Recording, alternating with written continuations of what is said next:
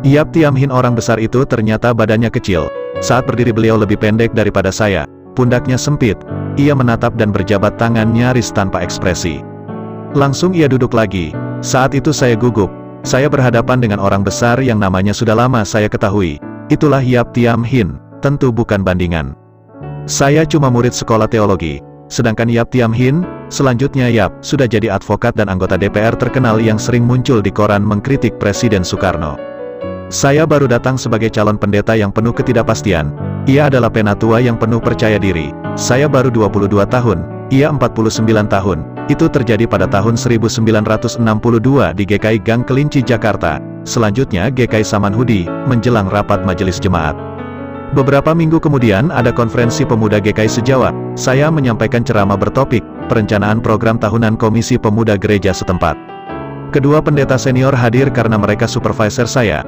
Ternyata Yap juga hadir. Selesai ceramah Yap tersenyum manis dan berkata, "Hong An, good gedaan. Marjich Moet Sosiologi Studeren," artinya, "Hong An, kerjamu bagus, tetapi kamu perlu belajar sosiologi." Itulah ucapan pertama Yap kepada saya. Ucapannya yang kedua adalah, "Noem mich Pak Yap." Artinya, sebut saya Pak Yap. Zaman itu sebutan yang lazim adalah Menir Yap atau Mister Yap. Ternyata beliau lebih senang disebut Pak Yap. Siapa sebenarnya Yap? Ia lahir di Aceh tanggal 25 Mei tahun 1913. Baru saja ia berusia 9 tahun, ibunya meninggal. Sejak itu ia diasuh oleh neneknya. Ia masuk SMA di Yogyakarta. Di situ ia mondok pada keluarga keturunan Jerman.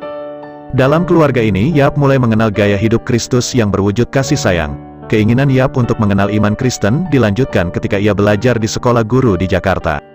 Ia menjadi aktivis pemuda dan guru sekolah minggu. Ia ikut katekesasi dan menerima baptisan di GKI Perniagaan pada usia 25 tahun. Lulus dari sekolah guru, Yap mengajar di SD Cirebon dan Rembang. Kemudian ia kembali ke Jakarta dan belajar di Fakultas Hukum Universitas Indonesia sambil tetap menjadi guru SD. Ia bergabung dengan Gerakan Mahasiswa Kristen Indonesia dan ikut memikirkan perjuangan kemerdekaan. Kecintaan Yap untuk menjadi guru sekolah minggu dan aktivis pemuda dilanjutkan ketika ia belajar hukum di Universitas Leiden. Ia berkenalan dengan banyak buku teologi berbobot.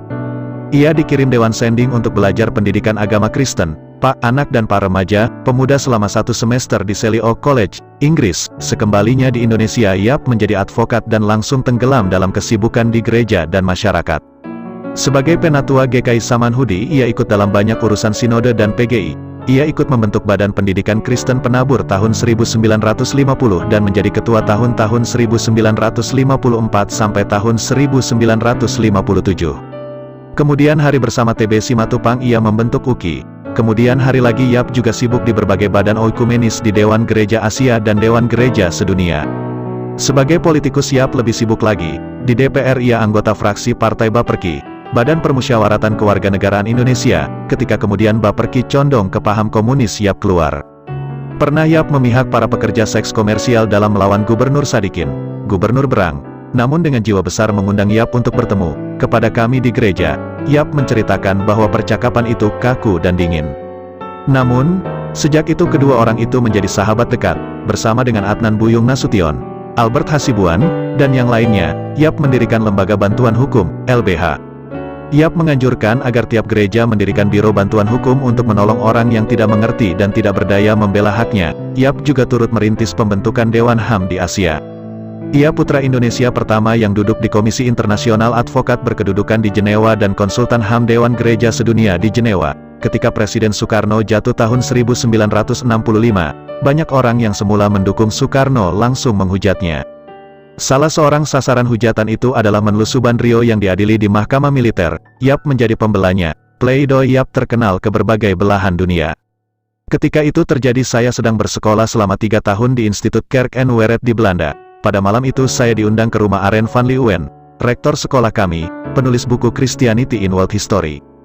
Rektor itu memperlihatkan naskah pleidoy Yap dalam bahasa Belanda, Inggris, Jerman, dan Prancis. Yap dikagumi di dunia internasional. Dalam pleidoy itu Yap berdalil bahwa memang benar Subandrio bersalah menjadi pendukung Soekarno, tetapi pada waktu itu kita semua pun jadi pendukung Soekarno. Oleh sebab itu, siapa gerangan yang berhak menghukum Subandrio karena kita pun sama salahnya seperti dia? Lalu Yap mengutip cerita Injil tentang seorang perempuan yang hendak dirajam oleh para pemuka agama dengan tuduhan perbuatan asusila.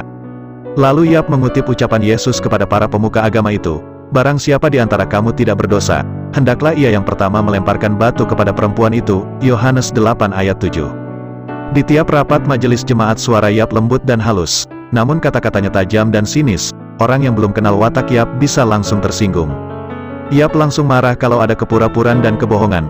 Untuk edisi 100 tahun Yap Thiam Hien, 2 orang redaktur majalah Tempo mewawancarai saya selama 1 jam dan bertanya apa sumbangsi terbesar Yap untuk gereja-gereja di negara ini.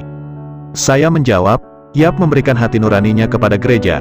Yap mengingatkan gereja agar jangan terlena dalam aspek vertikal individu dengan Allah, melainkan harus mengutamakan aspek horizontal gereja dengan masyarakat. Yap tidak menyukai ibadah yang berlangsung lebih dari 1 jam, apalagi yang seremonial. Ia sering mengutip ayat berbahasa Belanda yang ia hafal, "Aku membenci perayaanmu, jauhkanlah daripadaku keramaian nyanyian-nyanyianmu, tetapi biarlah keadilan bergulung-gulung seperti air dan kebenaran seperti sungai yang selalu mengalir." Amsal 5 ayat 21-24. Menanggapi semua kritik itu kami sungguh berpadu hati dengan Yap, tidak pernah terjadi kerenggangan, akan tetapi, konflik timbul dalam perkara ganti nama. Pemerintah membuka kesempatan kepada warga negara keturunan Tionghoa untuk berganti nama. Kami berpandangan bahwa pergantian nama dapat memperlancar proses kesatuan bangsa pada generasi-generasi mendatang. Oleh sebab itu, GKI Samanhudi memfasilitasi proses pergantian nama. Yap marah. Ia berkeyakinan, yang penting bukan punya nama Indonesia, melainkan punya perbuatan berguna untuk Indonesia. Akibat perbedaan paham ini, Yap menjadi kecewa pada GKI Samanhudi. Ia tidak ke gereja lagi. Selama Yap tidak mengikuti ibadah gereja, selama itu kami terus mencari jalan untuk bisa berhubungan dengan Yap sekeluarga. Para pendeta GKI Samanhudi tiap Senin pagi berdiskusi dan sering membicarakan dan mendoakan Yap. Tiap usai kebaktian remaja di SMPK Pembangunan, saya bercakap-cakap dengan Ibu Yap yang menemani putrinya. Ibu Yap selalu berkata dengan penuh perasaan, "Ik zal u prek aan min men vertellen." Artinya, saya akan menceritakan khotbah Anda kepada suami saya. Umat GKI Samanhudi berusaha memelihara hubungan dengan Yap. Memang benar bahwa kami tidak mengunjungi Yap ketika beliau ditahan oleh militer akibat peristiwa Malari 1974. Namun itu disebabkan karena kami sama sekali tidak diizinkan masuk meski kami berbekal surat resmi. Jadi, kelirulah tulisan yang mengatakan bahwa para tokoh gereja tempat Yap pernah mengabdi seolah-olah melupakannya. Kelirulah tulisan itu yang mengatakan bahwa Yap telah disangkal oleh banyak pemimpin gereja. Tahun 1978 saya mengunjungi Yap dan meminta ia berceramah di GKI Samanhudi tentang pelayanan bagi para mantan tahanan politik Pulau Buru. Yap datang dengan istrinya. Setahun kemudian sebagai kepala program PWG STT Jakarta saya selama 5 malam berturut-turut menjemput, menjadi moderator, dan mengantar pulang Yap dalam rangka pekan studi warga gereja. Saya mengawali pekerjaan di GKI Samanhudi dengan kehadiran Yap dan 38 tahun kemudian mengakhirinya juga di GKI Samanhudi. Namun tanpa Yap, pada tahun 1989 Yap meninggal dunia dalam usia 75 tahun ketika menghadiri konferensi di Van Belgia. Ketua sidang mengajak hadirin menundukkan kepala bagi The Great Little Man. Pak Yap, artinya, orang kecil yang besar. Pak Yap, benar. Pak Yap orang besar, badannya kecil, orangnya besar. Renungan tersebut di atas diambil dari buku Selamat Berpadu karangan Andar Ismail, penerbit PT BPK Gunung Mulia.